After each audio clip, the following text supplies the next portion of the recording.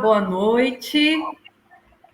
Sejam bem-vindos ao tributo a Lélia Gonzalez.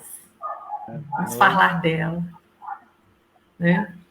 Lélia, para falar dela, nós temos que falar antropóloga, filósofa, historiadora, professora, socióloga, militante, feminista negra, escritora, política brasileira. É muita coisa para a gente, não tem como dar conta, né, gente? Só nesse tributo. O tema do nosso tributo, a Lélia, que a gente vai trazer aqui para a gente tentar explanar um pouquinho, conversar um pouquinho, é sobre feminismo, movimento negro e consciência. Tá? Para isso, né, Laís? Fala mais um pouquinho aí da Lélia. Bom, a Lélia nasceu em 1935, em 1º de fevereiro, né? É uma aquariana, e como toda aquariana, ela veio para quebrar paradigmas e era uma mulher à frente de seu tempo. Ela vai nascer numa família de classe média, de classe trabalhadora, na verdade. O pai era operário e a mãe era indígena. Ela nasceu em BH, mas ela vai se mudar cedo para o Rio de Janeiro e lá vai continuar os estudos. Então, ela vai se formar na Universidade Estadual da Guanabara, que é a atual UERJ, em História e Filosofia. Ela vai se formar 2 vezes, primeiro em História, logo depois Filosofia.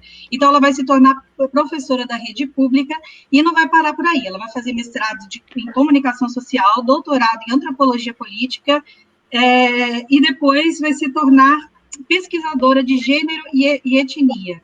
Ela também lecionou na PUC do Rio de Janeiro, sobre cultura brasileira, e também foi chefe de departamento de Sociologia e Política. Se a gente não conhece essa mulher, depois de tudo isso que eu falei, é porque isso faz parte de um projeto de apagamento histórico do sujeito negro, e que é como um sujeito que vai escrever a sua própria história. E isso vai acontecer principalmente nos estudos de humanidades, porque a gente tem uma história muito vinculada ao ponto de vista colonizador, ao ponto de vista europeu, certo? E então a gente vai ter o ponto de vista dos colonizadores e não daqueles que foram colonizados. E isso vai explicar um pouco o motivo da gente não ver tanto sobre a Lélia Gonzalez. Porque se você fizer uma pesquisa rápida na internet, você vai ver como que ela foi importante e o tempo todo ela é citada como uma peça fundamental na formação de uma chamada sociologia brasileira. E também na leitura de uma estrutura social brasileira. Então, ela é uma pessoa negra enquanto formadora dessa cultura. Ela é tida como uma das principais, né, formadoras dessa cultura. Bom, agora vamos passar para o vídeo, né? Vamos fazer o teste do vídeo. Hein, Valéria? Rayane, certinho? Rayane, conseguiu? Não, ainda não. Mas eu vou fazer um teste aqui. Então, deixa eu vou... Pelo da Lélia, que a Ludmila me passou, eu vou colocar aqui para a gente fazer um teste, né? Vamos ver se vai funcionar. Pode ser?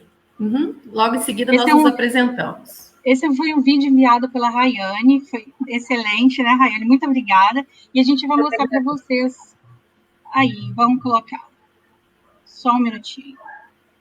Vocês sabem como é que funciona esse negócio de internet, né? Às vezes funciona, às vezes não funciona, mas vamos tentar. Deixa eu botar.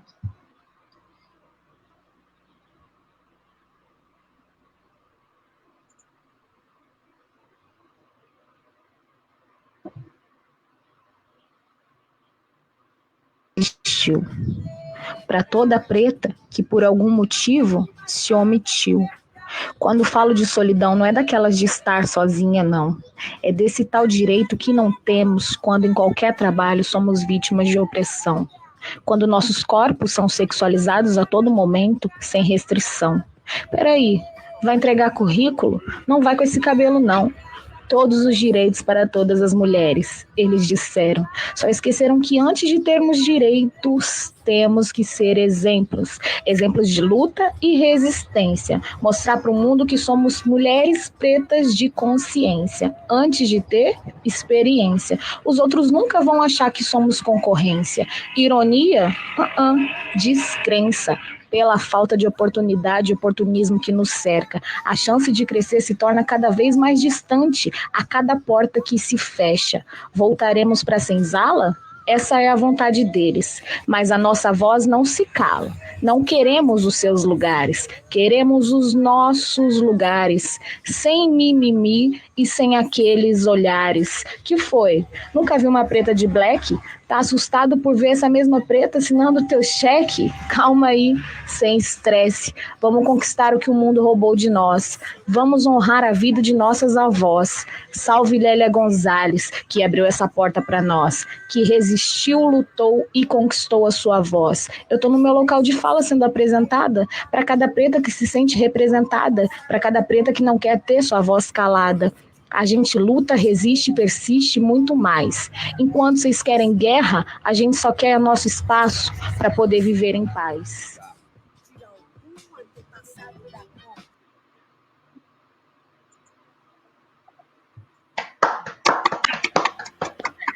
Excelente. Emocionante.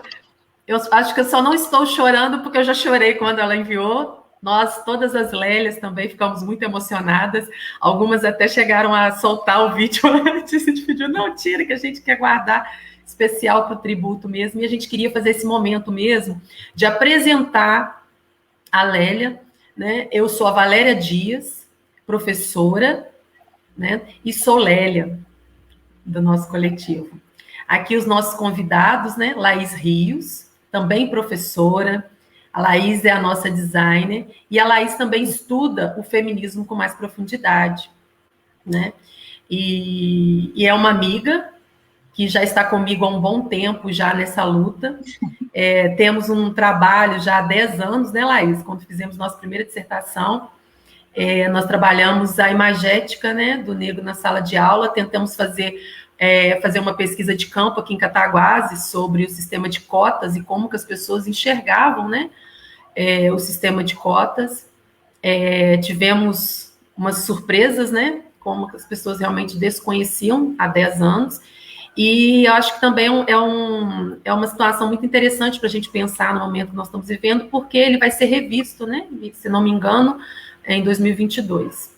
E aí a gente precisa começar a pensar com muita propriedade sobre isso, né, e as situações que nós já estamos nos deparando. Rayane, cataguasense também, poetisa, essa menina jovem, linda, estrelando na política também, está aqui por isso. E o nosso convidado de honra, né? Nós ainda temos 2 convidadas, mas vamos deixar que elas vão chegar um pouquinho, né, mais tarde, que elas já estão com outro compromisso. Quando elas entrarem, a gente apresenta. Aí agora, gente, como eu vou tentar apresentar no mesmo estilo, porque olha só, filósofo, militante do movimento negro, mestre em história social, pesquisador de culturas negras, professor de introdução à história da África. Isso foi só o que ele me passou, mas tem muito mais coisa que eu sei. Eu acho que a humildade não deixou ele me passar. E Marcos Cardoso, eu queria simplesmente, tá, que você nos agraciasse agora, trazendo para a gente um paralelo dessa vivência de Lélia Gonzalez, da experiência de conviver com Lélia, da sua experiência no movimento negro, e tratando bem essas décadas de 80 e 90, né? A luta desses nossos ancestrais, o porquê de estarmos aqui hoje,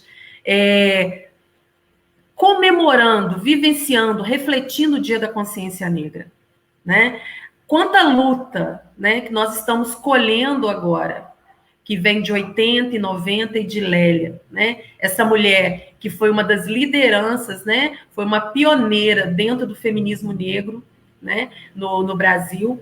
Essa mulher, uma das fundadoras do Movimento Negro Unificado, Essa mulher, fundadora aí também do Olodum, essa mulher é uma das fundadoras também do Partido dos Trabalhadores.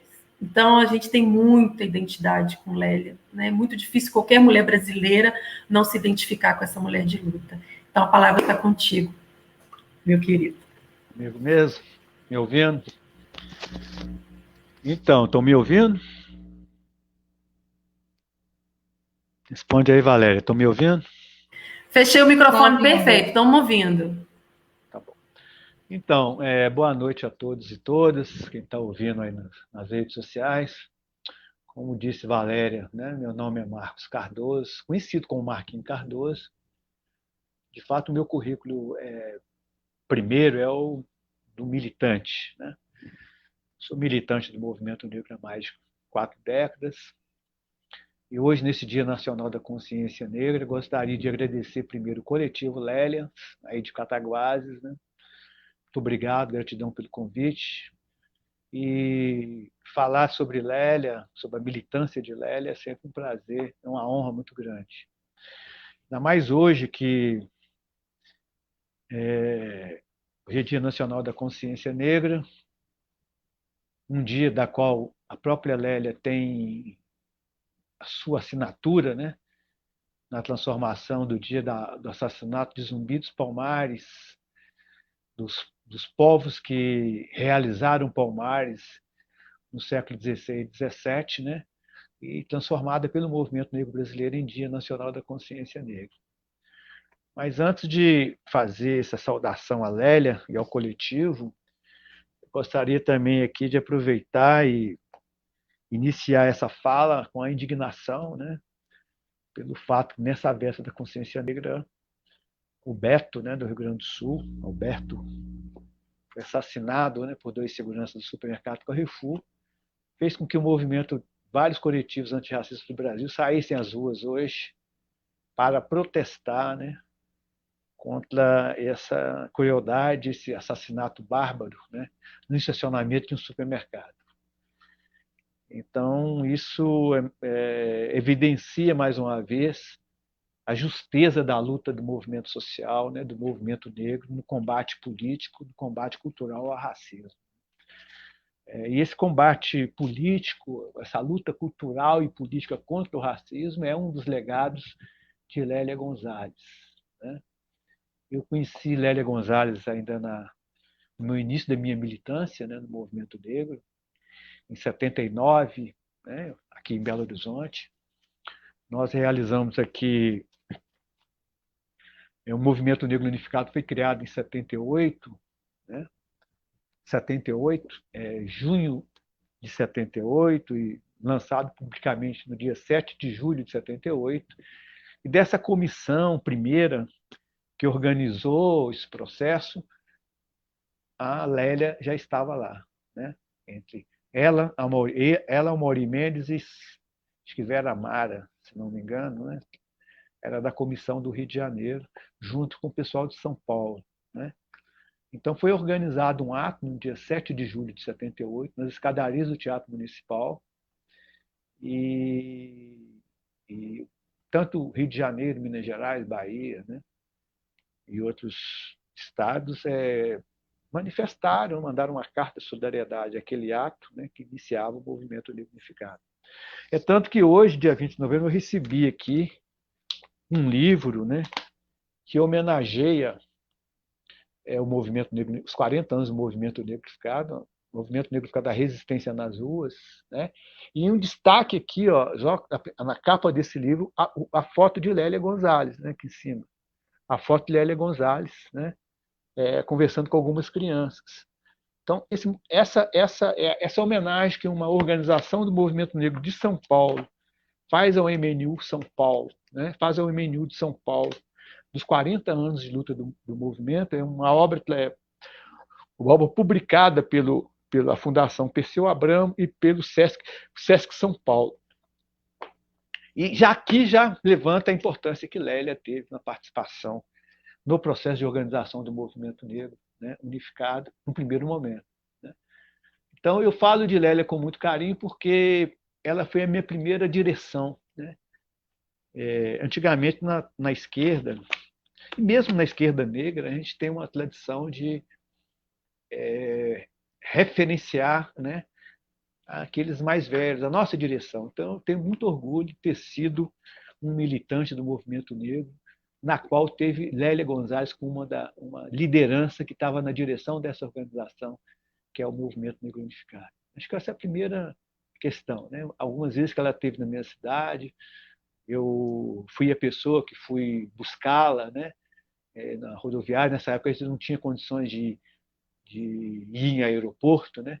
Então, todas as vezes que ela vinha a Belo Horizonte fazer um debate, participar de um seminário, discutir com as mulheres negras, e qualquer coisa, qualquer agenda que nós solicitávamos, que a gente fazia esse debate, Lélia era uma pessoa muito atuante, muito ativa.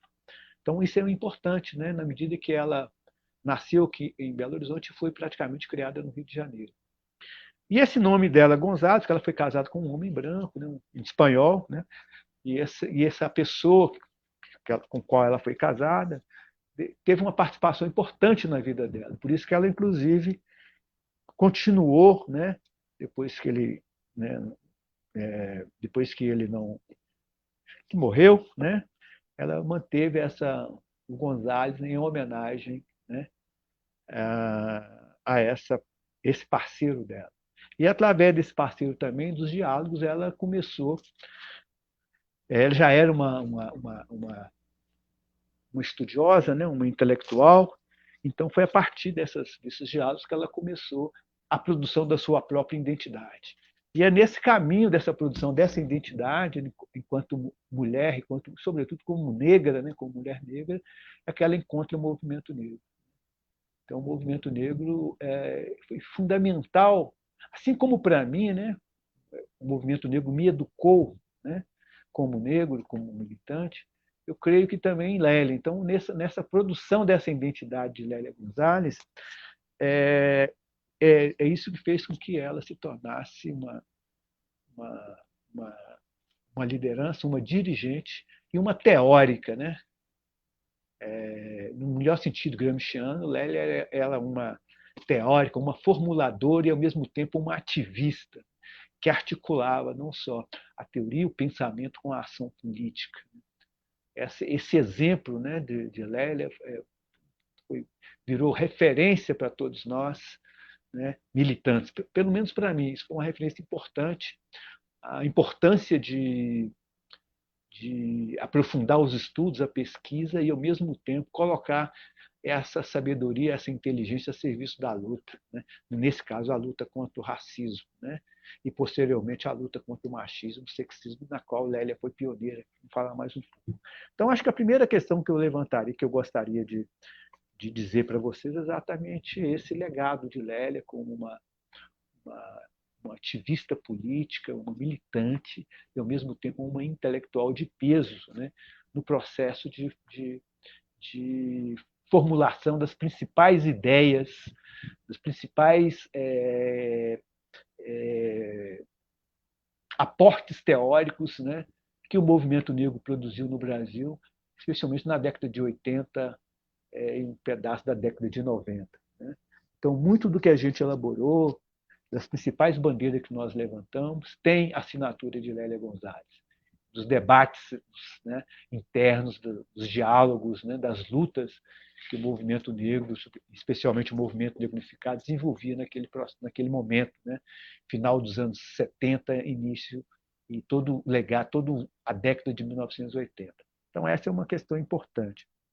Mas, assim, antes da Lélia, ela chegou ao movimento negro, especificamente, enquanto organização, já nesse processo da produção da sua própria identidade, já como representante do Grêmio Recreativo Escola de Samba Quilombo. Né?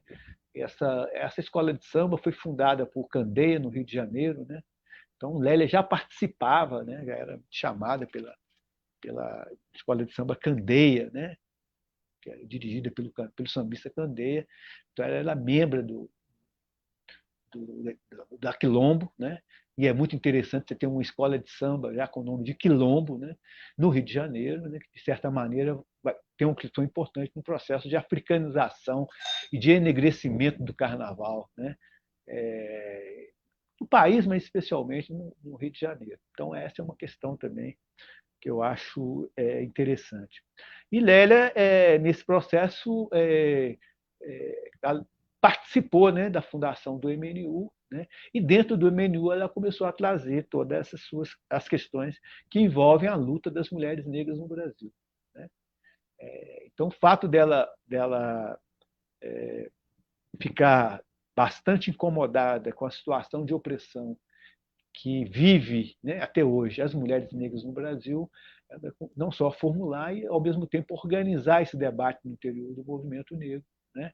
É tanto que quando no momento que ela distancia um pouco do movimento negro, ela cria, por dentro do movimento negro, um movimento específico, né, para continuar a luta das mulheres negras, que foi o Nizinga. Né? Então, o Nizinga, todo um coletivo de mulheres negras, espalhou pelo Brasil inteiro. Assim, o primeiro coletivo de mulheres negras no campo da luta do movimento negro foi também a assinatura de Lélia Gonzalez. Então, eu acho que, nesse sentido, Lélia é pioneira, né, nas lutas sociais no Brasil, nas lutas, né, naquilo que hoje nós chamamos de feminismo negro. Né? Ela é uma pioneira, não só pelo contato que ela teve nesse processo com lideranças e feministas negras, né, nos Estados Unidos, sobretudo com Angela Davis, não sei se com Bell Hooks. Né? Então, Lélia, esses contatos, ela trazia essa experiência, trazia essas informações, esse debate para dentro do movimento negro, especialmente para o movimento de mulheres. Especialmente o debate que ela teve com o movimento de mulheres, né, com as feministas brancas. Né? Então, assim, se o movimento negro tinha um maior desafio de compreender a especificidade da opressão da mulher negra, então, por causa do machismo do homem negro, agora esse debate para fora do movimento negro, no movimento de mulheres, era extremamente complicado. Então, as mulheres negras ficavam, de um lado, enfrentando o machismo do próprio interior do próprio movimento, que só depois a gente vai reelaborar isso, né? E, por outro lado, na luta geral, que era a aliança com as mulheres brancas no movimento feminista, tinha uma certa dificuldade. Isso fez com que o movimento de mulheres negras, na luta do movimento negro, se organizasse especificamente. Né? Então, é um movimento de mulheres negras. E hoje talvez o protagonista das principais lutas da sociedade brasileira, o movimento de mulheres negras. Então, quando as mulheres negras, 1 ano, 2 anos atrás, faz a grande marcha das mulheres negras em Brasília, reunindo quase 100 mil mulheres, ou 50 mil mulheres, não sei o número, se deve a esse pioneirismo desse debate, desse diálogo, que Lélia impingiu e colocou no movimento negro brasileiro. Então, eu acho que ela é pioneira, né? Ela é pioneira. É tão pioneira que recentemente, no Festival de Arte Negra, aqui de Belo Horizonte, que a gente foi trabalhar a memória e a ancestralidade, o Festival de Arte Negra de Belo Horizonte queria fazer uma homenagem a Lélia Gonzalez. Esse coletivo de união dos coletivos pan-africanistas, até porque Lélia é considerada pelos pan-africanistas como uma pan-africanista, né? Escreveu essa obra, né, Primavera para Rosas Negras, que são só textos de Lélia Gonzalez. Quer dizer, como a Laís colocou aí, né, quase ninguém conhece a contribuição intelectual e organizativa dessa mulher na sociedade brasileira. Mesmo na academia, né, que agora que começa a falar um pouco de Lélia, a sociologia, a antropologia, que ela era uma filósofa, né, uma antropóloga, uma socióloga de mão cheia. E a Zahar publicou por um feminismo afro-latino-americano, né, que é recente essa obra, com quase todos os textos. Né? Ela não escreveu uma obra, mas ela publicou uma série de textos de Lélia Gonzalez, né, que influencia. Né? E esses textos de Lélia Gonzalez, com certeza, é a base fundamental do feminismo negro no Brasil. Né? Ele formou várias gerações de mulheres negras, vários grupos de mulheres negras no Brasil. Né? Então, eu acho que, além de nos ensinar, enquanto homens negros, é disso que se trata, aqui enquanto homem negro, como que eu fui formado e fui cada vez mais ser antimachista. Claro que a gente continua sendo machista, você não acaba com uma cultura machista, mas me policiar contra o machismo, eu devo isso a esse debate denso e fraterno no interior do movimento negro e a ação vigorosa dessa militante, dessa mulher, dessa guerreira que é a Lélia Gonzalez. Né? Então, o movimento negro, esse legado feminista, esse olhar feminista do ponto de vista político, na nossa formação, com certeza, esse legado é de Lélia Gonzalez, desses enfrentamentos, às vezes até ríspido, mas enfrentamento fraterno na construção de um projeto político para o Brasil. Né? Se um dia nós conseguirmos fechar, não digo fechar, mas construir um projeto político para o Brasil alternativo do ponto de vista popular, com certeza a assinatura de Lélia também vai estar ali, dado a sua garra, né? a sua persistência e enfrentar esse debate no Brasil, ainda num processo de ditadura militar, né? Num processo que falar que existia racismo no Brasil era quase um crime, você podia até ser preso, né? De tão silenciado que era esse debate na sociedade brasileira. E, com certeza, para quebrar esse silenciamento, falando em nome do movimento negro brasileiro, Lélia foi uma das vozes que contribuiu muito para que o Brasil, que a gente quebrasse esse silêncio, né? Esse véu, né? Que encobre essa dor, especialmente essa dor, né? Que enluta hoje, né? Uma grande massa de mulheres negras na sociedade brasileira. Então, isso é legado de Lélia Gonzalez e de muitas outras, mas estamos fazendo um tributo aqui à Lélia, né? Ela enquanto pioneira. E uma outra questão que eu acho importante, né, quando fala para um feminismo afro-latino-americano, devemos acreditar a Lélia, uma coisa que ela começou a pensar ainda antes de morrer, que ninguém ainda aprofundou do ponto de vista das pesquisas, que é a ideia de pensar uma mefricanidade. Né? Ela escreveu um texto clássico, né, que ela desenvolve esse conceito de mefricanidade, e hoje, nos encontros que a gente tem feito internacionais, eu pelo menos tenho falado um pouco mais sobre a mefricanidade, ou seja, porque nessa época dos anos 80, dos anos 90, quando se falava em América, as pessoas falam em América só como referência só nos Estados Unidos, né? Na América do Norte. As pessoas não têm um olhar para a América, para a América do Sul, para o Caribe, né?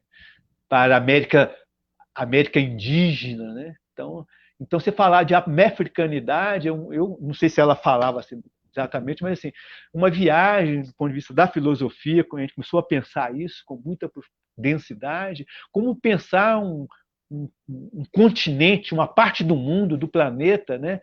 A partir do nosso olhar, como construir isso num continente como as 3 Américas, né? A partir do olhar dos povos que constituíram e formaram esse território, esse vasto território que é a América, né? Na qual a África está presente. Não estou nem falando de América Afro-Latino, estou falando que o latino tem a ver com o espanhol, mas estou falando dessa Améfrica, né? Que é juntar os povos originários, o aporte civilizatório e cultural dos povos originários, que são os povos indígenas, os diversos grupos étnicos indígenas, com a experiência africana que chega às Américas, né? A partir do tráfico transatlântico de africanos escravizados. Né? Então, eu acho que a fusão dessa experiência indígena e africana, né, pode nos dar a chave para pensar um projeto de libertação, um projeto de independência, de soberania cultural para a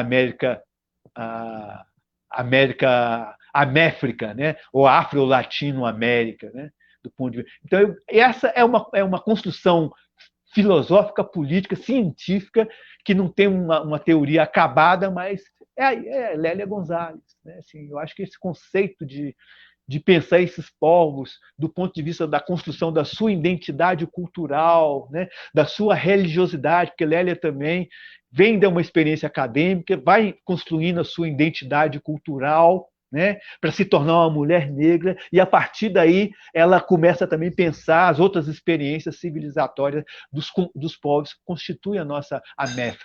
Então, isso é de uma sofisticação, né, de um legado, isso é finíssimo, né, é de uma sensibilidade, sabe, que essa mulher trouxe. Né? E esse legado está aí, né, e as pessoas olham para isso e não consegue entender a dimensão que isso tem quando você pensa esses territórios, né? Que você pode pensar esse território a partir do Rio de Janeiro, a partir de uma escola, de um terreiro de uma escola de samba, e pensar o mundo, né? A partir dessa experiência de um coletivo de mulheres negras numa favela do Rio de Janeiro, que é a experiência dela sobretudo com as mulheres negras do movimento de favelas no Rio de Janeiro, que foi redundar no apoio e na solidariedade dela a Benedita da Silva, né, como primeira vereadora mulher negra do PT no Rio de Janeiro. Né? Então, já estou fazendo essa ponte para a gente pensar a importância de Lélia Gonzalez na formação do PT, do Partido dos Trabalhadores. Então, Lélia foi da direção nacional, da executiva nacional do PT em 1982, 1980-82, representando as mulheres por causa do papel dela no processo de organização das mulheres brasileiras, né? Que ela foi do Conselho Nacional de Mulheres Brasileiras. Então, essa experiência e de organização do Nizinga, do Coletivo de Mulheres Negras, a experiência dela com o movimento de mulheres faveladas, levou ela à direção nacional do PT, a Comissão Executiva Nacional do PT, da qual ela saiu candidata a deputada federal em 1982. Em 1982 ela saiu candidata a deputada federal. Saiu do PT por causa da visão branca e machista dos homens do PT. Eu acredito nisso. Então, esse debate entre o movimento negro, o feminismo negro e o legado eurocêntrico dessa formação da esquerda brasileira, ela teve enfrentamento no PT também, no PDT, no movimento de mulheres. Né? Então, ela é pioneira, né, desse debate. Então, quando as pessoas falam hoje muito de interseccionalidade, né, Lélia já aplicava esse conceito lá nos anos 70, final dos anos 70, nos anos 80, sobretudo, quando nós aprendemos essa articulação dessas dimensões da opressão que os seres humanos negros sofrem no Brasil. A dimensão da opressão de classe, né? Porque a gente estava falando do campo de vista dos trabalhadores, do campo de vista de gênero, né? Que estava falando da questão da mulher, e do ponto de vista da raça. Só que invertendo, a gente invertia raça, gênero e classe. Né? Então a gente não compreendia, e a gente foi compreender isso com Lélia, que só a partir dessa compreensão dessas 3 dimensões da opressão, raça, gênero e classe, é que a gente poderia pensar num projeto de transformação para a sociedade brasileira, da qual a tradição da formação da esquerda brasileira foi sempre pensando a classe como a categoria fundamental de entender a opressão e as lutas pela transformação social. Olha que Lélia já enfrentava isso nos anos 80, nos anos 90, no interior do PT, no interior do movimento de mulheres, e pouco menos no interior do movimento negro já discutia essas questões. Né? Então, esse enfrentamento, esse é um legado teórico importante, um legado pioneiro da dificuldade de fazer esse debate, sobretudo numa sociedade que prega que o racismo não existia. Ainda mais a gente vendo as declarações do vice-presidente da República hoje, né, ao comentar o fato desse moço que foi assassinado pelo Carrefour no Rio de Janeiro, falar que no Brasil não existe racismo, que só nos Estados Unidos que existe isso. Então, você vê a ignorância, né, e como que esse debate é vanguarda, esse debate é pioneiro, e esse debate tem a ver com o nosso cotidiano. Então, essas questões todas têm a ver com essa ideia mais generosa do mundo, essa visão mais generosa do mundo que a gente chama de pan-africanismo. Talvez seja uma das coisas mais libertadoras, né, que essa vanguarda intelectual feminista, né, feminina, né, que vem de uma mulher negra como Lélia Gonzalez, que tem um legado, né, para as novas gerações, sobretudo para a juventude. Eu fico vendo Rayana aqui, né, isso enche da gente de orgulho, essas pessoas jovens poderem, coisa que a gente não tinha muito tempo na minha época, absorver esses conteúdos, absorver essa experiência, absorver essa generosidade humana, né? ou seja, como diz Sueli Carneiro, né, nossos passos vêm de longe, né? E vem de longe mesmo, né? Vem de longe, vem de muito longe, muita luta. Ter a oportunidade de absorver isso, de dialogar com esse legado, isso é muito importante, né? São novas Lélias que vão estar brotando, né, nesse país, né? Assim como Marielle e tantas outras, né? Então eu acho que é essa que é importante, né? Fazer essa referência. Quando eu falo de Lélia, eu lembro de minha mãe, lembro dos meus antepassados, lembro das minhas irmãs, né? Do sofrimento, da luta, etc. E como que uma intelectual desse porte, né? E que continua sendo invisibilizada, viu, Laís? Continua sendo invisibilizada, deixa a marca que eu acho que tem a ver com esse racismo estrutural, com esse racismo institucional, inclusive acadêmico, né? Com essa epistemologia eurocêntrica, né? Tem que quebrar com essa epistemologia, esse epistemicídio, para retomar aqui uma outra mulher negra fantástica, Sueli Carneiro, esse epistemicídio da academia, que é não deixar nascer ou brotar o saber, o conhecimento, a arte, a tecnologia, a filosofia do outro, ou de outras contribuições humanas, né, para a nossa sociedade. Eu acho que isso tudo é Lélia, né? Acho que Lélia é importante nesse sentido, né? Porque ela por mais que as pessoas tentem invisibilizar essa sua participação, a sua presença na nossa vida, a gente continua insistindo. Está aí que nós estamos fazendo esse tributo, né, a ela hoje, e com certeza vários outros tributos serão realizados no Brasil, e as mulheres negras têm feito isso por todo o canto do Brasil, né? São vários coletivos de mulheres nizingas, né, que uma referência é a rainha Nizinga de Angola, então, são organizados no Brasil, são várias mulheres jovens organizando coletivos, saraus, slammer, falando, poetando o mundo, enegrecendo o mundo, e sempre com essa referência importante da luta das mulheres negras no Brasil, que é Lélia Gonzalez. Então, ela é de fato uma pioneira, tem um coletivo no Rio que chama Coletivo Lélia Gonzalez, né?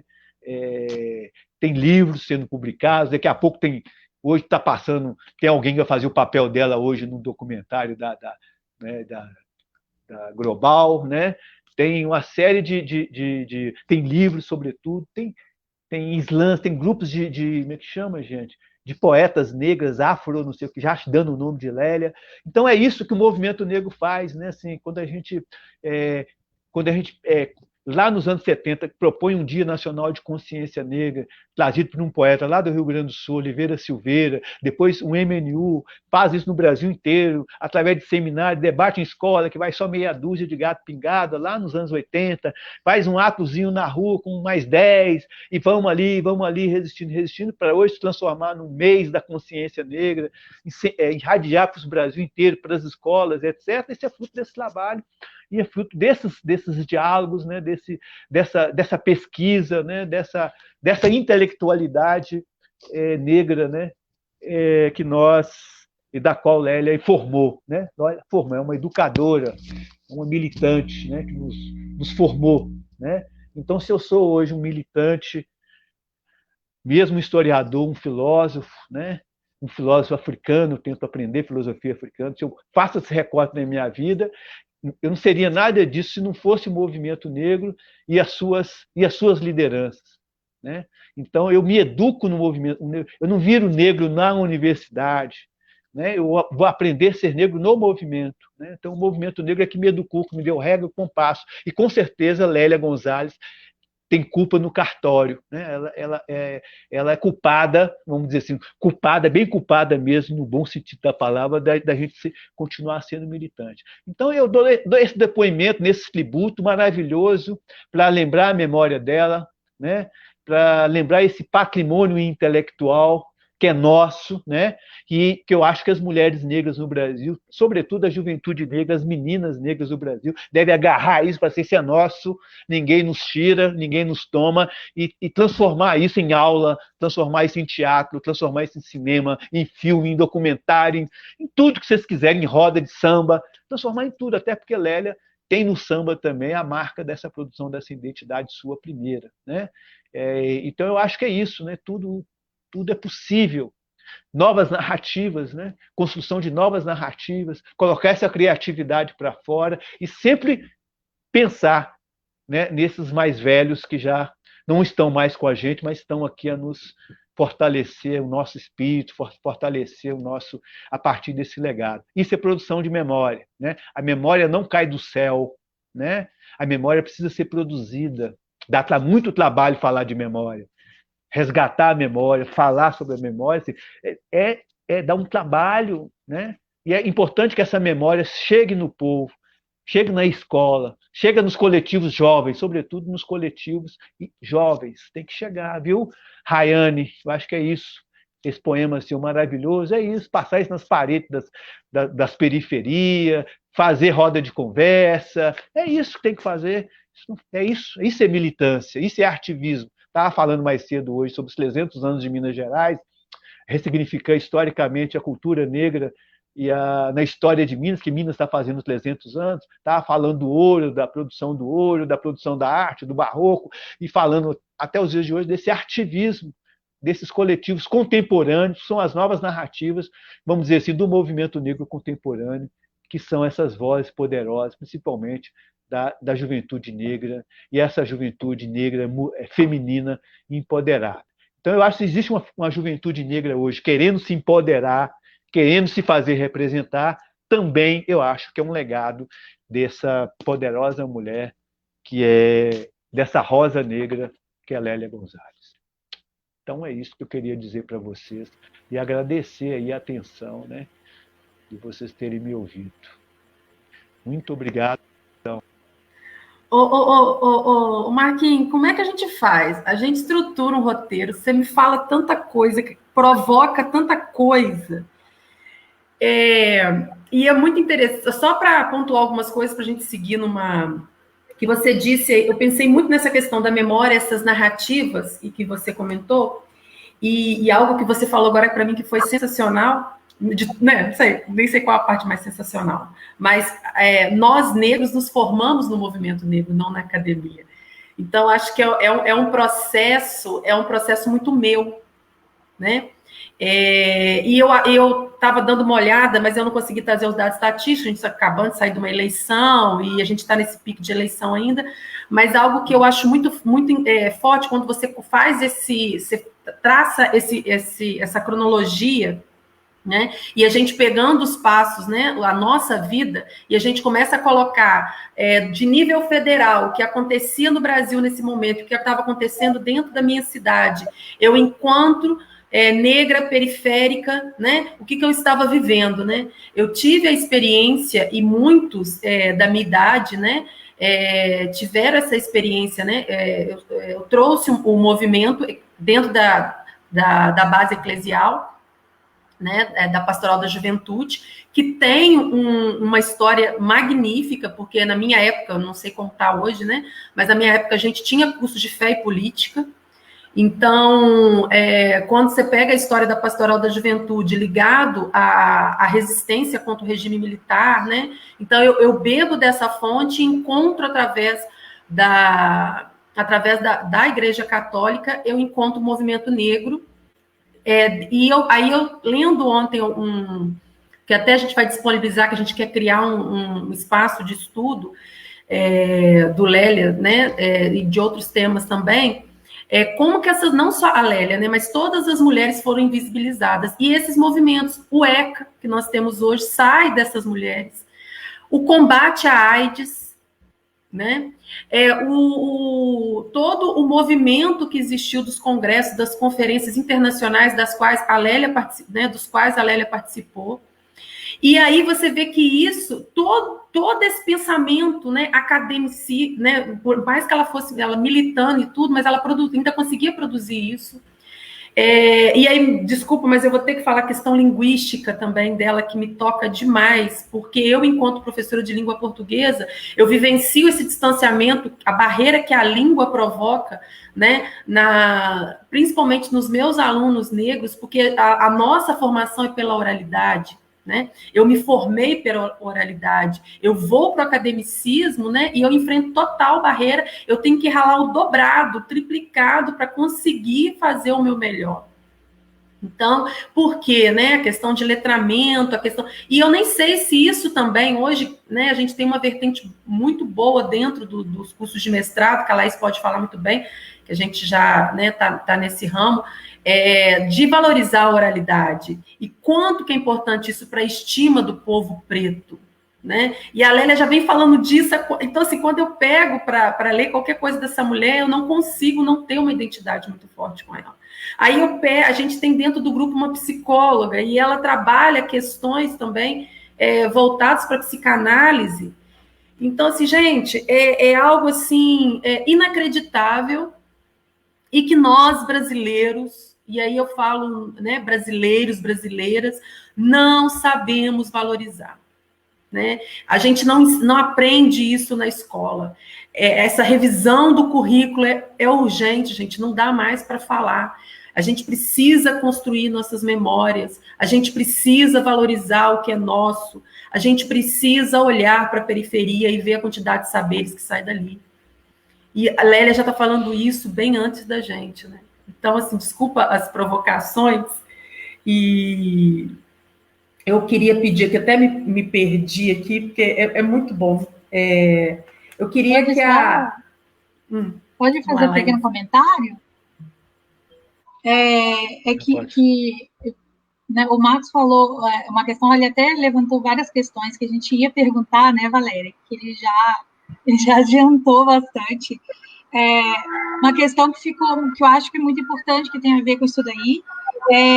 Acho que, se não me falha a memória, porque já tem muito tempo que eu li, foi o racismo e o sexismo na cultura brasileira, que ela fala da nossa mania enquanto brasileiro, de se projetar, né, de se imaginar branco, e nesse processo acabar criando uma morte epistêmica, que foi o que o Marcos falou, né, que seria como que apagar a questão da intelectualidade negra.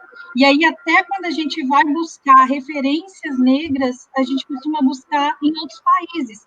A gente faz muita referência a Angela Davis, que é muito conhecida, extremamente conhecida aqui no Brasil, a Bell Hooks, também extremamente conhecida, e quando a gente fala de Lélia Gonzalez, que traz essa discussão para dentro do cerne brasileiro, quase não se conhece, não se fala, né? A própria Angela Davis, em um congresso que ela fez, não lembro qual, mas ela comenta isso, ela fala que ela ficou muito chocada de todo mundo estar enlouquecido procurando ver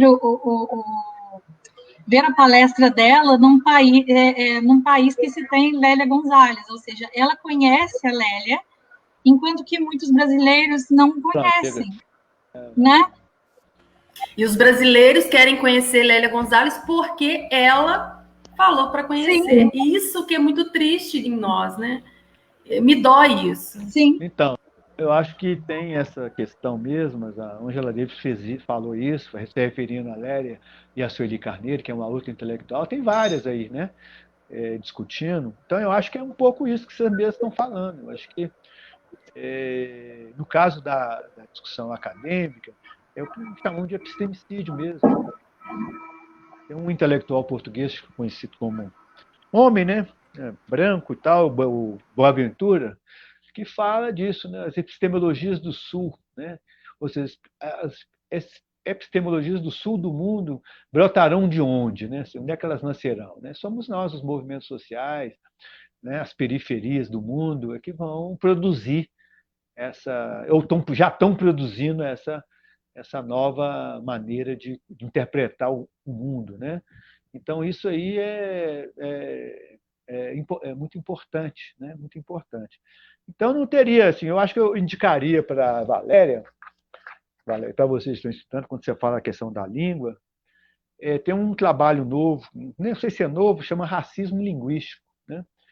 Que é um trabalho interessante de uma tese de mestrado de um menino que retoma a Lélia, retoma Fanon, retoma Franz Fanon, retoma outros intelectuais aí, e constrói essa ideia de pensar a língua, o racismo linguístico. Eu, quando estou Eu acho que isso é muito importante, porque a língua é onde, primeiramente, nós somos atravessados por todos os ismos, né? Sobretudo aqueles ismos que nos violentam, aqueles ismos que nos desumaniza, né? E o racismo é isso. O racismo é uma violência com o outro, né? O racismo porque ele desumaniza o outro, né? Pensando do ponto de vista quem é esse outro ou quem é esse mesmo, né? Então a língua faz essas armadilhas com a gente. Então o racismo atravessa a língua, o colonialismo, etc, etc, etc. Então quando a gente vai ressignificar ou retomar fala, ou falar do lugar de fala, para retomar aqui outra pensadora, que é a Djamila Ribeiro, esse lugar de fala, né? Quando você vai retomar esse lugar de fala, ou esse subalterno que está falando, é importante atentar para a língua, para as armadilhas que a língua nos coloca diante em função do colonialismo, em função do racismo, em função do sexismo, em função de todos esses ismos que nos violentam. Então, isso é importante. E a língua, quando eu penso África, sobretudo, que eu falo muito sobre África, as línguas africanas, né, cada língua é uma cultura, cada língua é um marcador de identidade, né? Então, as línguas são os nossos primeiros marcos identitários, né? Então, isso é importante. Então, quem é que fala para o outro que a língua dele, o português dele não está correto, né? É um outro. Quem está falando isso, né? Então, a norma culta da língua é também um processo de dominação. Então, o professor reproduzindo isso, ele está dentro dos marcos de reprodução de todos esses ismos violadores. Agora, como trabalhar isso do ponto de vista? Então, se o preto, menina, menina, fala mulher, fala mulher em vez de mulher, fala cuié em vez de colher, né? Vamos entender que essa pronúncia, o R, de onde que vem isso? Né? Que povos são esses que estão falando dessa forma? Então, eu acho que essa é uma questão de pensar. Já a Lélia Gozasi nos alertando para isso, para essa coisa de como que o racismo linguístico já denota um processo de violência identitária, né? Na medida que essa língua também é a língua do colonizador. Então, essa maneira desse povo, dessa etnia, já entrar na língua falando de uma outra forma, já está fazendo o contracolonialismo na medida que está afirmando também a sua identidade. Então, não é errado, estou afirmando uma outra identidade. Então, o jovem está falando, está ligado? É nós. Né? Está errado? Não. Ele está ali produzindo uma língua viva, uma maneira de falar. Cabe aos intelectuais, aos lestes da língua portuguesa, dialogar. Então, a língua é viva, cada dia ela produz um sentido novo, né? E a cultura é isso, gente. Cultura é isso. Cultura é aquilo que produz sentido para a nossa existência, né? É isso. Então, se a cultura negra produz, se o que eu faço enquanto expressão cultural negra produz um sentido para a minha vida, para o meu cotidiano, isso é cultura. Eu acho que é cultura, para pegar aqui, resumir um pouco a fala de Muniz Sodré. E de Lélia também. Cultura é aquilo que faz com que eu ande e levante a cabeça, né? Que eu manipule o cotidiano, que eu articule a vida, que eu veja o mundo. Então, é a partir desse território, desse lugar, que eu me viro, me sinto sujeito no mundo. É a partir da cultura. Então, a cultura negra é esse lugar. E a cultura negra, com certeza, é atravessada por esse primeiro marcador, que é a língua. Né? Então, se a gente fosse falar de língua, aqui no Brasil, por exemplo, não podíamos falar de uma diversidade linguística, na medida que algumas nações africanas que estão presentes até hoje, né, sobretudo nos territórios do sagrado, existem línguas ali que estão sendo faladas. Né? As línguas estão vivas. Há línguas indígenas que estão sendo faladas, ainda não foram assassinadas. Né? Então, a língua é isso. É claro que a gente está falando da língua portuguesa, tem que ser ensinada, ela é importante do ponto de unificação da nação, mas é importante também trazer esses aportes, essa identidade. Porque senão a gente vai entrar num debate que é, aspas, né, muito perigoso, que em vez de falar de nações, a gente está falando de uma plurinação, né, ou de um Estado plurinacional, né, ou de estados. Né, isso se quiser avançar o debate. Mas eu acho que hoje a gente está aqui falando de Lélia, tão, né, limitado aqui nessa discussão, são debates mais complicados, tem a ver mais com com a política, com projetos políticos, etc., né? Tem a ver com Evo Morales, né? Tem a ver com outros processos que estão aqui, nossos vizinhos, com a Venezuela, com a Argentina, com o Paraguai, com o povo Guarani. Quando eu falo Paraguai, eu estou falando do povo Guarani, né? O povo Guarani está aqui, ó, no centro-oeste do Brasil. E aí, qual é o nosso diálogo com o povo Guarani? Com os Chuquarramã, com os Yanomamis. Eles têm suas línguas, né? Ou nós vamos contribuir para o assassinato? Vamos ser epistemicidas desse saber, dessas línguas. É uma questão. Você falou assim, que a Lélia já levantou isso, mas está aí, está pautado, né, na nossa reflexão filosófica, na nossa reflexão enquanto brasileiro. Então, isso é importante. Bacana, Valéria. Nossa, show, Marquinhos. Nós tem muita coisa para a gente conversar, muita coisa. Muita coisa. Nós vamos agora adentrar na questão do feminismo mesmo, né? E aí as nossas convidadas já estão aqui, chegaram as duas, as ativistas, Rafaela, Regina, bem-vindas. Pegaram aí a gente já conversando. Meninas, prazer em conhecê-las, tá? Vou apresentá-las aqui, nós deixamos lá no card, mas a Regina é feminista negra, né? Trabalha na área de recursos humanos, é de São Paulo, e a Rafaela Crispim, pedagoga, também faz parte de uma entidade, né? Que é gente, preciso do óculos, espera aí. Negra Bastiana, né? E o que tem a ver com a gente também, com Lélias, que saiu do movimento também, 8M, né? Muito bacana, também ativista de Criciúma, Santa Catarina. Meninas, a gente vai pegar agora e vou fazer uma provocação para vocês. Quero que a Rayane também está tão boa aqui, e a gente passa a fala para a Rayane, depois vocês, uma provocação que nós vamos fazer. Vou deixar para a Laís fazer a pergunta que nós... Né, Laís? Vamos lá? Do feminismo? Você vai nos deixar? Está fechado o microfone, Marcos. Conhecer um pouco a Regina e a Rafaela, mas eu vou ficar um pouco e depois eu vou, como vocês vão continuar, eu vou sair a brasileira. Sair lá na Go, entendeu? Tá bom? Aqui, então deixa eu aqui. Não tenho palavras para te agradecer, e agradecer a outro amigo em comum que nós temos, que fez esse encontro, que fez essa ponte, que é o César Piva. O César, assim que nós criamos, né? Assim que a gente fez o nosso manifesto, né, Marquinhos, eu passei para o César. A gente fez a nossa comunicação visual, que é feita pela Laís, né? A Laís é que é essa pessoa que cria a arte do Lélias. A Laís, além de ser professora de língua portuguesa, também é designer. E eu passei para o César, e o César falou: Valéria, eu conheci a Lélia, e eu tô para ter esse diálogo com o César há muito tempo. E aí liguei para o César, e aí o César me passou os contatos. Quero agradecer as pessoas que eu conversei, a Macaé, que foi, nossa, uma graça também, e que está articulando umas coisas bacanas para a gente também. E tem os outros nomes, a Dulce, que é amiga íntima também. Obrigada pelo contato. Em BH. Um abraço. Aqui, muito obrigada, tá? E vamos manter contato, vamos continuar. Precisamos muito da sua orientação. Queria te fazer um questionamento depois das meninas, mas acho que não vai ter jeito, que é a questão da organização política. Aquela conversinha que a gente teve sobre os conselhos. Deixa isso para outra live. Vai ter que ser. Um abraço. Então, boa sorte, meninas, vou deixar...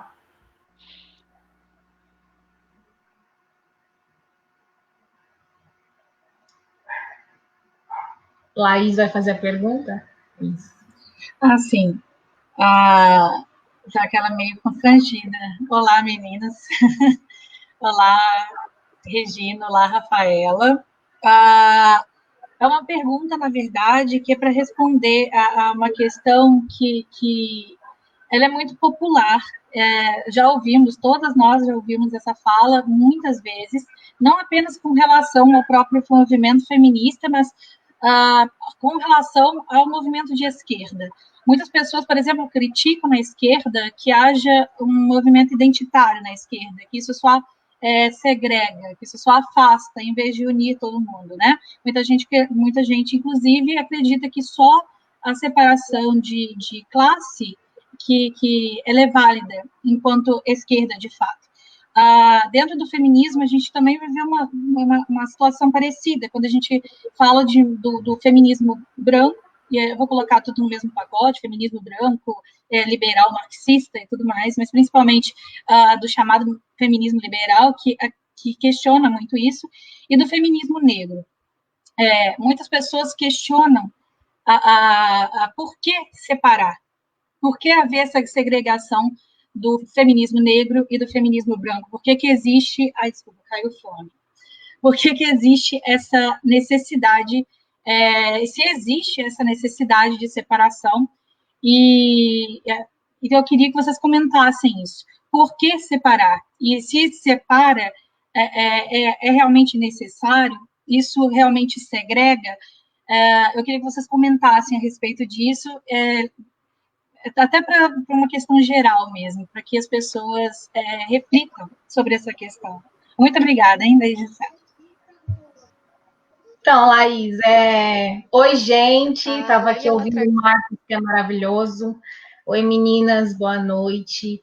A poesia já começou aqui dando um engajamento, assim, falando um pouco, né, sobre a diretriz que eu sigo, que é o feminismo negro. E quando as pessoas falam que o feminismo negro não é importante, isso me deixa muito, assim, ao mesmo tempo que eu fico chateada, eu fico rindo, porque, assim, como que uma pessoa não consegue entender a importância de Lélias, a importância de Marielles, a importância de Talíria Petroni, a importância de várias mulheres negras no Brasil que fazem parte desse movimento.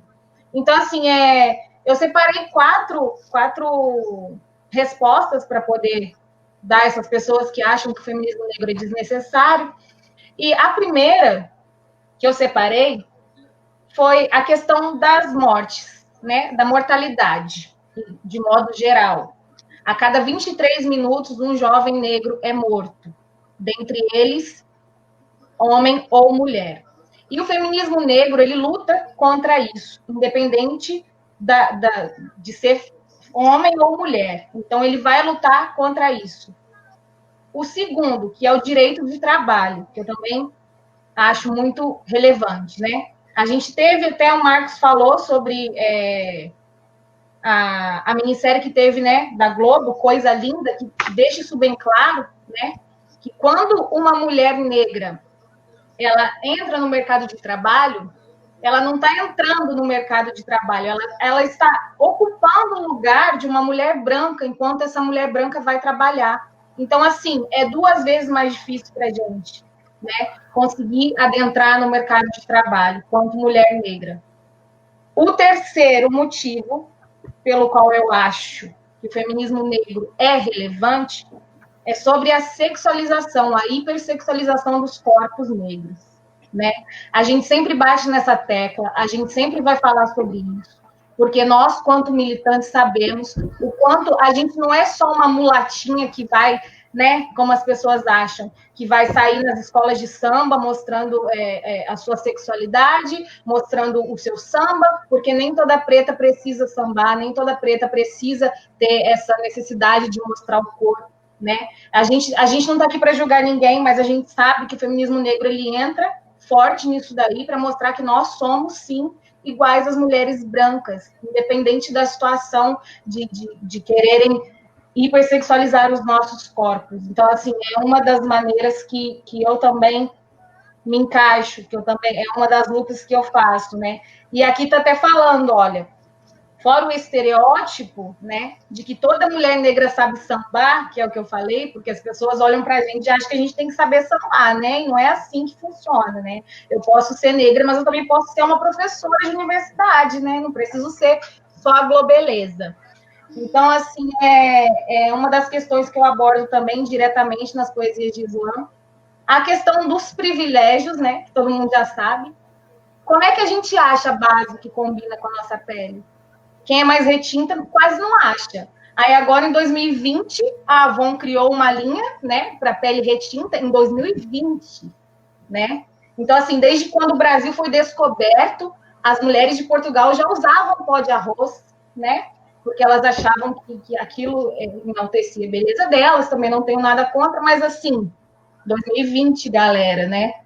Quanto tempo demorou, quantas lélias passaram por aqui, para que hoje a gente pudesse mostrar para essa sociedade que a gente não é só samba no pé e que a gente não é só um rostinho bonito que vai durar assim, a nossa melanina não vai, né? Não vai sustentar, que a gente também precisa, às vezes, de uma maquiagemzinha, de uma base, né, de um corretivo, que possa ser igual à nossa pele. E também, né, eu falei 4, mas na verdade são 5. O racismo também existe no movimento feminista. E a gente precisa falar sobre isso, sim. A gente sabe que as diferenças entre os feminismos, né, são várias diretrizes, são várias vertentes do feminismo.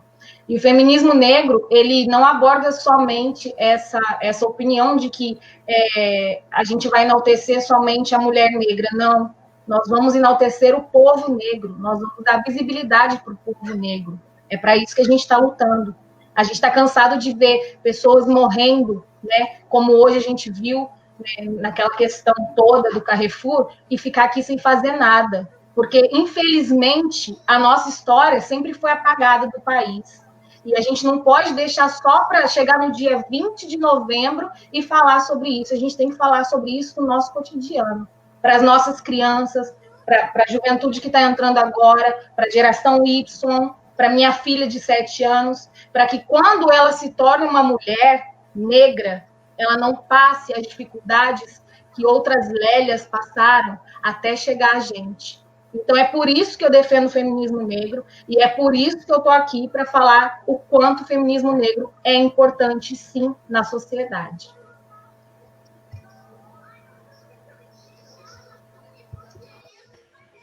Gina, Rafaela, fique à vontade. É o que disse a Daiane, né? Que a própria Lélia fala que como as mulheres negras, elas não trazem a luta só para si. Trazem o homem negro, porque nós somos vítimas das mesmas opressões.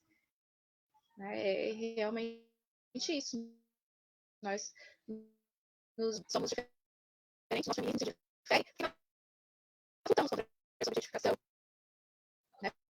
Porque nós sabemos que Rafaela, o áudio está falhando, o fone está falhando. Tá dando agora para ouvir? Vamos lá. Ah, melhorou, melhorou. Que ao contrário das mulheres brancas, a gente faz um exercício diário de educar-nos. Porque eles vão sofrer, né? A gente Voltou da pique. de mães, Não estou conseguindo ouvir. só um pouquinho. Tá.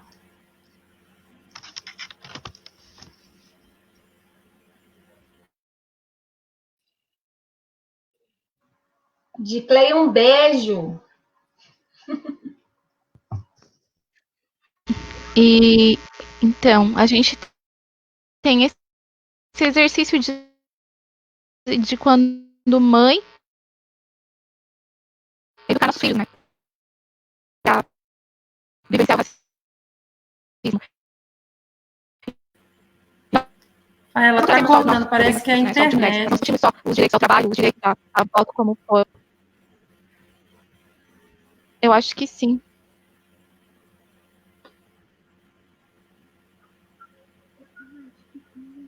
Meninas, eu não estou conseguindo ouvir. Vocês estão ouvindo? Com muitas falhas. Talvez seja na tenta... internet. Tenta fechar as abas, se tiver outras abas abertas.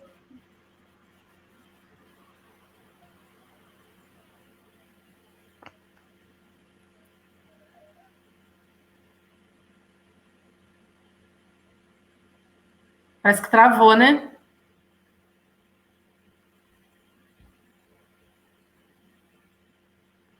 Rafaela, travou, gente.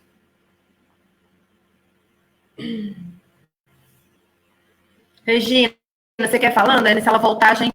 Você quer fazer suas colocações? Ah, ela caiu, é a internet mesmo, né? Estão me escutando? Pode falar, tá tudo bom. Então, realmente, o feminismo negro ele é bem diferente do feminismo branco em alguns aspectos. Eu sempre falo sobre a objetificação do corpo da mulher negra, né? Isso muitas vezes a gente acaba até entrando em atrito com outras mulheres, né? Porque elas não... As mulheres brancas, né? Porque, assim, durante muito tempo, as mulheres negras foram hipersexualizadas, né? Então, os nossos corpos eram a iniciação dos homens brancos, né? E enquanto as mulheres brancas, elas querem expor o corpo, nós, mulheres negras, queremos cobrir por conta disso. Então, tem essa diferença que muitas vezes acaba dando um atrito nas nossas conversas, né? Porque elas não entendem a objetificação do corpo. Porque a vida inteira, a mulher negra, ela foi objetificada. Como a Rayane disse, escola de samba. Ah, você sabe sambar? Ah, não, você é mulata, né? Ah, não, você é mulata, tem que ter o corpão, tem que ter, né? Tem que ter curvas, né? Então, é isso que muitas mulheres não entendem, a objetificação do corpo da mulher negra. E eu acho importante falar dentro do feminismo isso também. E o racismo também que tem dentro do feminismo, né? Que é comum, às vezes a gente fala que não tem, mas tem sim. Tem o racismo, né? Porque esses dias eu postei no Twitter falando sobre o feminismo negro, e uma pessoa falou que não tinha diferença nenhuma, porque todas as mulheres eram iguais. Não, é assim, não é dessa maneira que acontece no país, não é. Nós, mulheres negras, somos vistas totalmente diferente das mulheres brancas, né? A gente sempre é considerada a empregada, a mulatinha, a que vai servir. Por exemplo, você entra numa loja, você vai consumir, as pessoas não te encaram como uma consumidora. Quantas vezes eu fui confundida como uma empregada da loja? A funcionária, olha, você trabalha aqui? Não é assim? Quando você vai no hospital, por exemplo, você vê uma pessoa, um negro de branco, você não acha que ele é médico, você sempre fala, não, deve ser enfermeiro. Não é assim? Então tem essa diferença, até mesmo na questão do trabalho. E muitas pessoas não entendem essas diferenças do feminismo negro e do feminismo branco. A tão falada, a cara de pobre, né? A gente tem cara de pobre. Não, exatamente. Assim, eu passo muito por isso. Exatamente. Exatamente. Assim, a gente vai no... Eu sou pobre, mas acho que é pela cor, não é nem por a pobreza, é pela cor que eles pegam, né? Tipo assim, a pessoa é pobre, é negro, tem que ser pobre. Eles não podem ver não, eu tô falando nesse sentido, mas a gente acaba usando o humor para burlar essas situações, né? E fazendo piadas internas com nós, né? Isso não é legal no dia a dia. É horrível. É horrível, porque eles não encaram uma mulher negra, por exemplo, tendo uma intelectual negra, né? Eles não, a mulher negra na universidade, mulher negra sendo professora de uma universidade, não, isso não pode. Né? Geralmente a mulher negra ela tem que servir, né? Voltou, Rafa? Voltei. Vamos deixar ela. Vai, isso, aproveita agora.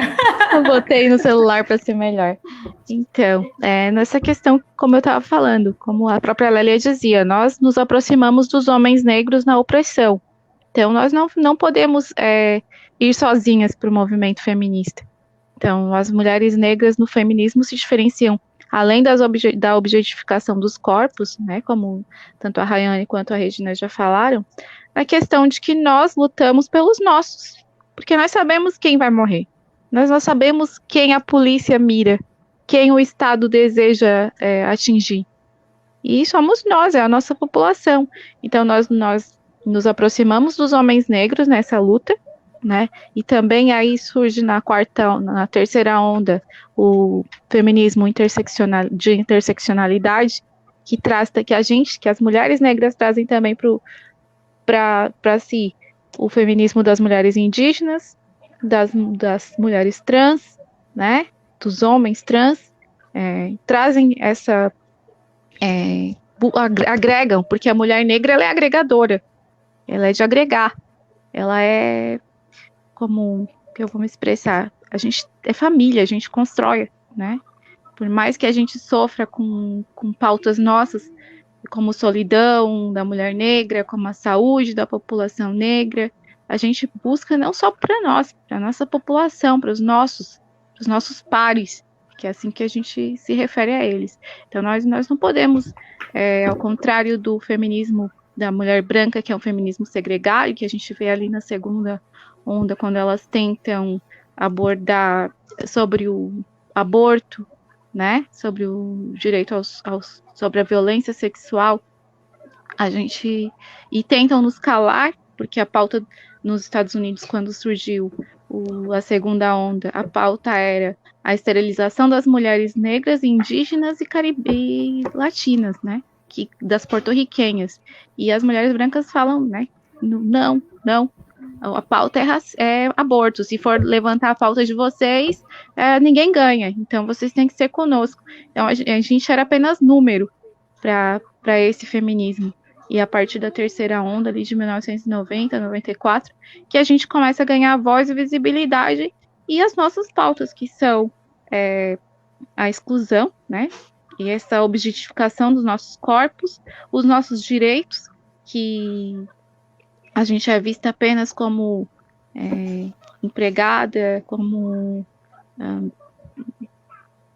a gente é inferiorizado. A invisibilidade, que a própria Lélia e depois a Sueli trazem, a invisibilidade da mulher negra. Essa invisibilidade, essa tentativa de nos silenciar, que sempre existiu. Então, a nossa diferença no movimento negro, no feminismo negro, é isso. É dar visibilidade, é dar voz e vez, como ela mesma dizia, né? Nós teremos voz e vez para nós e para os nossos, que é o contrário do que o movimento feminista branco faz, né? Porque ele se divide em outros, rádio fem, liberal, e a gente é um feminismo negro que tenta agregar. E aí vem a interseccionalidade que a Carla Cotirene vem trabalhar bastante depois, né? Então a gente não quer só os nossos direitos, a gente quer o direito de manter a nossa população viva, de manter os nossos vivos, de trazer saúde para eles, de discutir saúde para a gente, né? Porque as nossas comorbidades são totalmente diferentes. E muitas vezes nós vemos homens e mulheres negras morrerem porque os médicos não sabem que remédios nos dar, né? Nessa questão da hipertensão, que é uma das causas de morte da população negra, e que os médicos não sabem e nos dão os mesmos remédios, mesmo sabendo que são contraindicados para a nossa saúde. Que não há aprofundamento, não há interesse do Estado de manter uma política favorável a gente, né? Porque é uma tentativa de nos matar diário. E isso a gente trabalha quando nós vamos criar nossos filhos. A mulher branca, ela não precisa dizer para o filho dela, olha, age assim, não bota capuz, depois das 10, não anda em qualquer lugar, se alguém te abordar assim, senhor, não encara, não olha nos olhos, abaixa a cabeça, e é assim, totalmente diferente. A gente tem que olhar para as nossas meninas, olha, não limitando a roupa, mas se alguém não anda sozinha, né, nunca ande sozinha, ande em grupos, em determinados horários, não passe em determinadas ruas, esteja sempre com o celular na mão, as pessoas vão te encarar por você ser mulher e por você ser negra, né?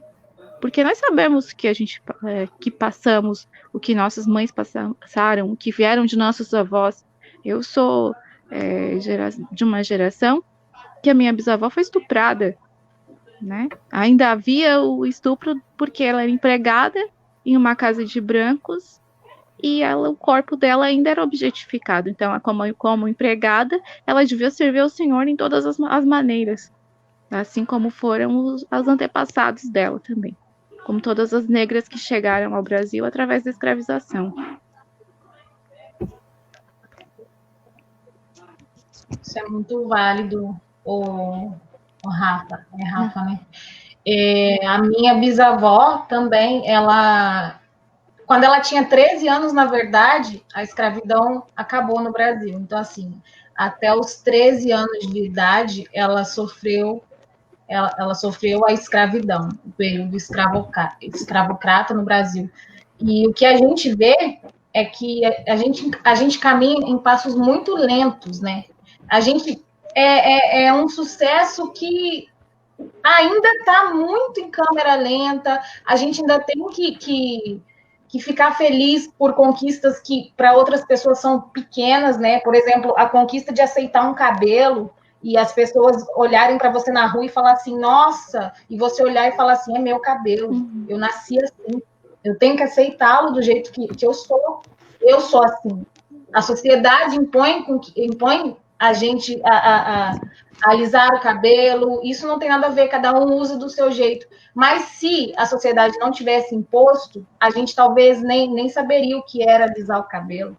A gente se enxergaria da forma que a gente é. Então, assim, são conquistas pequenas que foram conquistadas lá atrás com Angela Davis, lá atrás com o movimento Black Panther, entendeu? Então, tipo assim, e ainda assim anda em câmera lenta. Então, se a gente não colocar isso em pauta dentro das escolas, com as nossas crianças, com o nosso futuro, porque a gente sabe que a nossa geração, eu penso que já é uma geração que não tem jeito, eu penso no futuro, que são as crianças, se a gente não começa a implantar as nossas crianças, que elas precisam se empoderar para poder seguir em frente, né, no meio dessa sociedade que é extremamente machista, racista e patriarcal, a gente não vai ver mudança. Então, assim, igual a Edith falou aqui, ainda tem a questão das religiões de matrizes africanas, né, que são muito criticadas.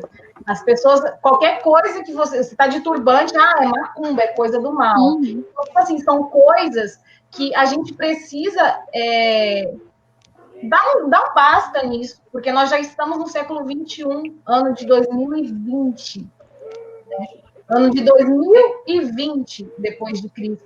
E o que a gente vê são pessoas que crucificam outras somente pelo tom de pele. E isso é inadmissível. Isso já passou da hora de acabar. E às vezes dá vontade de pegar e sair tacando fogo em tudo, porque essa é a vontade que a gente tem, né? Eu não vou mentir. Hoje a minha vontade foi, sei lá, ir lá no Carrefour, qualquer Carrefour aí, tacar fogo, pronto, acabou. Entendeu? Porque a gente está cansado. A gente está cansado de ser discriminado só pelo nosso tom de pele. Entendeu? Nós somos o segundo país com maior quantidade de negros, depois da África. Entende? Então, assim, é muito triste e são conversas necessárias para que a gente possa entender que não é só no dia 20 de novembro que a gente tem que colocar em pauta a consciência negra. Era só isso, gente. Eu fico assim, indignada. Só isso tudo, né, Rayane? Só isso tudo. É muita coisa, né, gente? E o Morgan Freeman aí hoje para nós, né? Todas nós recebemos, né? Em algum momento do dia. Mas aqui, meninas, nós estamos aí já, né, para quase 2 horas de live, com um público bacana, que eu acho que supera, né? Superamos 2.000 pessoas, né? E eu queria aqui trazer uma coisa para a gente encerrar a nossa conversa. Gostaria muito, tá, meninas, que em outro momento nós pudéssemos reunir novamente, se vocês tiverem disponibilidade, tá? Foi realmente, né? Eu queria muito que a gente tivesse mais tempo. Mas eu queria conversar agora, trazer para vocês um tema que é a questão do protagonismo, né? A Rayane postou um vídeo muito bacana do Porta dos Fundos, uma sátira, né, muito bacana, e deu o que falar, né, Rayane? Que as pessoas às vezes não conseguem entender as sutilezas, né? Gostadíssimo, ele até mudou de opinião agora. E vou trazer até uma coisa polêmica, porque o Lélias, né, o nosso coletivo, meninas, ele vocês estão aqui a convite da Catalina, que é a nossa Lélia doce, amada, queridíssima. Nós somos 8 mulheres, né? E majoritária, eu sou a única negra do grupo. E ainda, né, uma negra, não tão retinta, ainda passando por essas questões que a gente precisa pensar do colorismo e tudo. E aí a questão do protagonismo. Queria que vocês falassem um pouquinho disso para a gente, porque eu acho que tem muita deturpação nessa história, né? Porque ao mesmo tempo que você cobra dos brancos que eles sejam antirracistas, mas você também não os dá a oportunidade de diálogo. O diálogo é sempre bem-vindo, né? Mas há a questão do protagonismo, de não tomar o espaço. Não é o seu lugar de fala. Explica isso aí para a gente.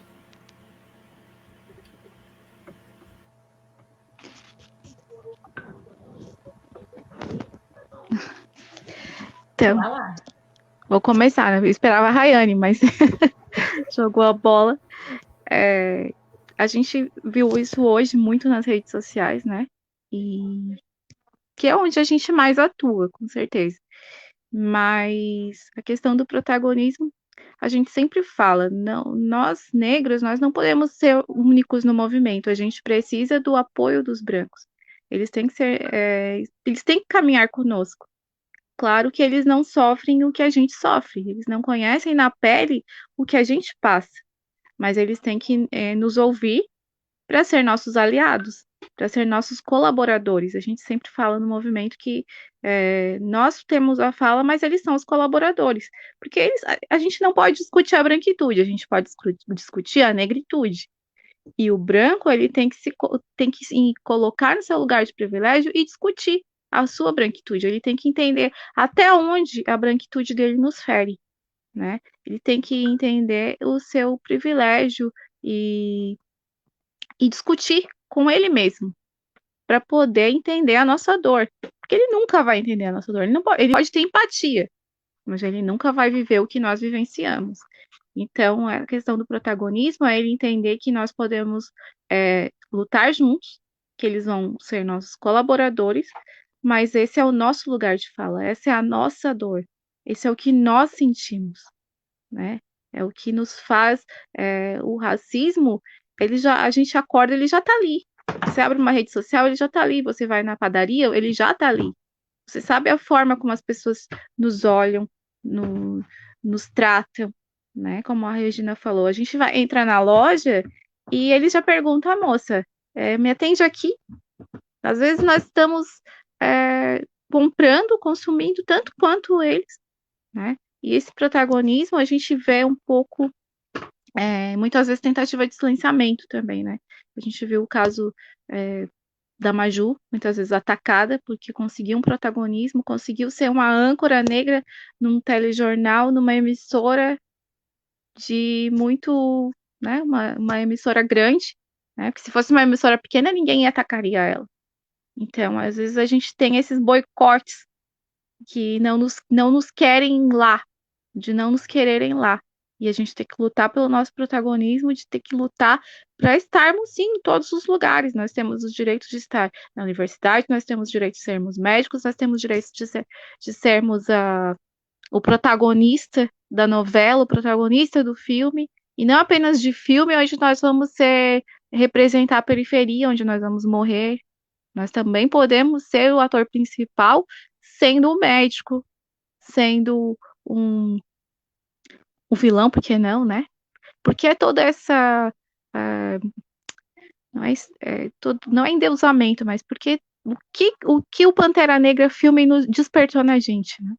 Nós tivemos um herói negro que muitas crianças quiseram imitar, então nos traz protagonismo, porque é nosso primeiro herói negro, né? Um primeiro herói que toda criança negra queria ser, que é essa Wakanda que a gente deseja, essa nossa busca, né? Então esse protagonismo é necessário, sim, porque nós precisamos estar em todos os lugares e precisamos que as pessoas brancas entendam isso, colaborem conosco, nos ajudem, nos deem, porque geralmente quem é que vai nos dar esse papel, né? Que nos permitam chegar, principalmente, que nos permitam chegar até lá.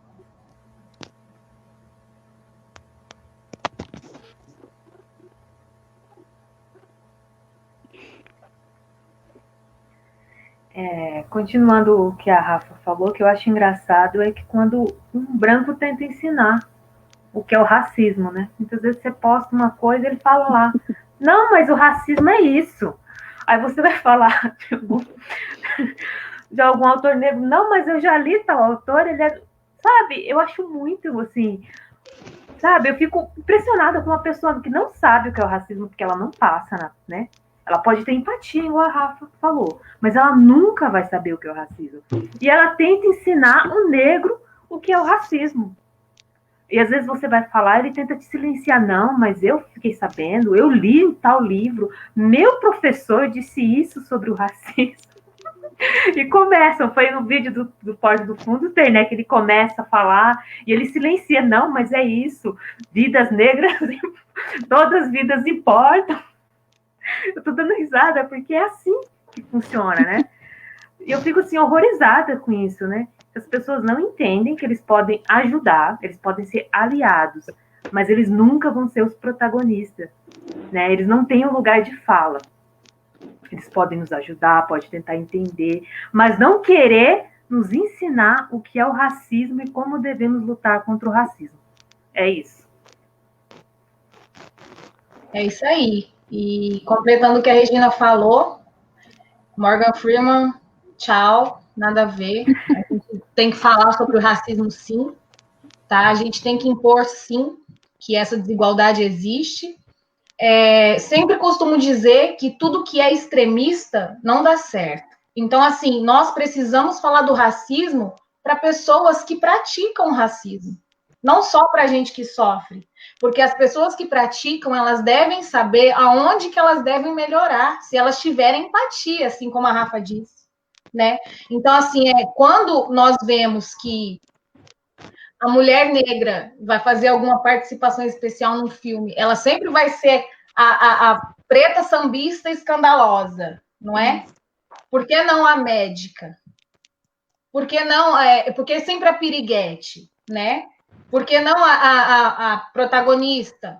E aí, quando a gente vê alguma Thaís Araújo, né, tendo o seu local de fala, sendo respeitada, porque ela conquistou o respeito das pessoas, a gente ainda assim se sente insuficiente, porque só temos uma Thaís Araújo, só temos uma Maju, né? Só temos uma, uma de cada. E se fossem 10? Porque numa novela onde tem 5 protagonistas, tem um negro. E na maioria das vezes esse negro nem chega a participar do final da novela, porque morre antes.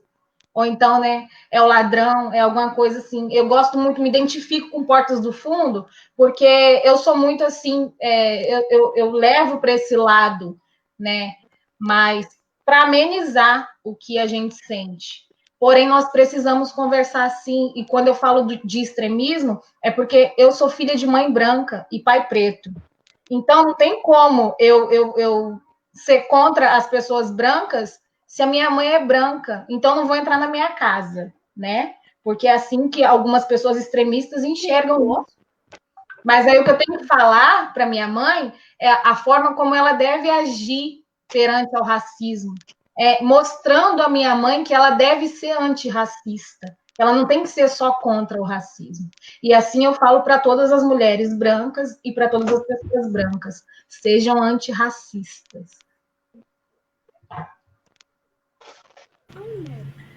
Meninas, estou encantada.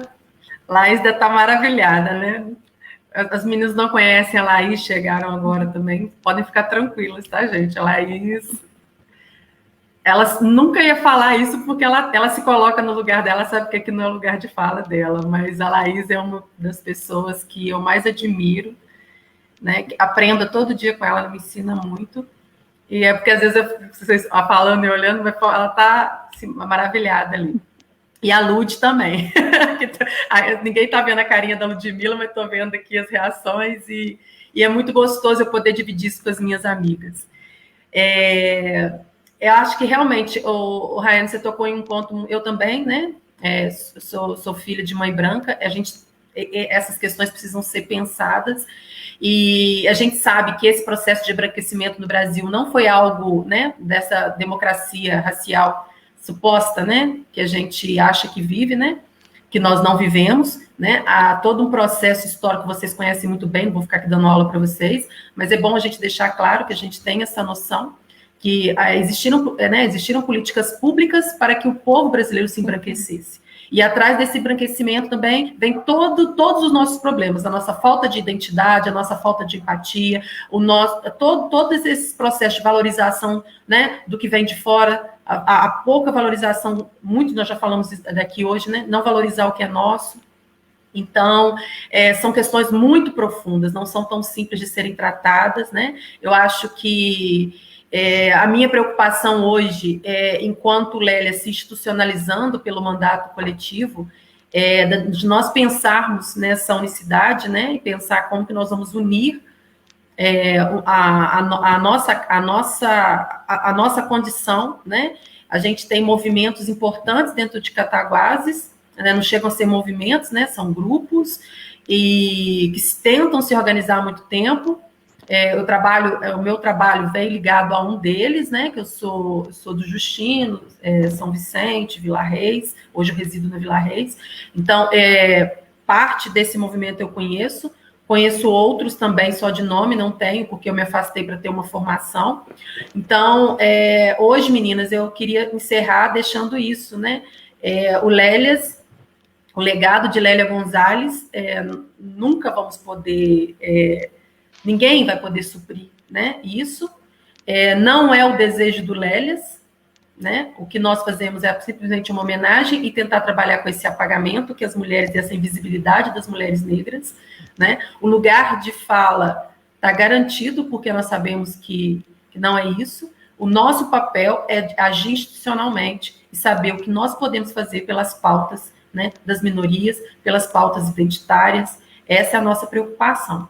Particularmente, a Valéria em si tem uma luta, tem um ativismo dentro do movimento negro, e as minhas amigas partilham disso, e elas somam força comigo nisso, e elas sabem que elas estão no lugar de privilégio e que elas me fazem passar.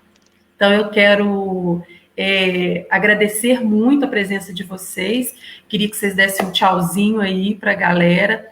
Meninas, eu quero muito vocês de volta, tá? Vocês entraram tão pouquinho, falaram, a Raiane também falou muito pouquinho, dá um tchauzinho aí para a galera. Uma aula maravilhosa hoje. Nossa. Gente, muito obrigada, tá? O movimento Artes de Rua, no qual eu faço parte, né? É do hip hop, agradece por essa live. E agradeço por conhecer vocês também, né? A Rafa, a Regina, a Laís também, que eu não tinha visto ainda. Um beijo e obrigada. Nós também agradecemos, né, pelo convite, pela Kathleen ter nos convidado. Foi pouquinho porque nós estávamos participando de uma outra live, nós já havíamos sido convidadas antes, então meio que chocou os horários, mas um beijo, foi um prazer, né, estar com vocês, conhecer a Rayane. Então fica para a próxima, qualquer dia a gente pode se encontrar por aí, fazer uma outra live, uma outra conversa, e um beijo para todo mundo, um abraço. Beijo, gente. Obrigada pelo convite. Estou à disposição, tá? Para outra live. Obrigada, pessoal, pela oportunidade de discutir esse tema importante. Obrigada. Abraço, gente. Nos vemos, tá? Sempre na luta.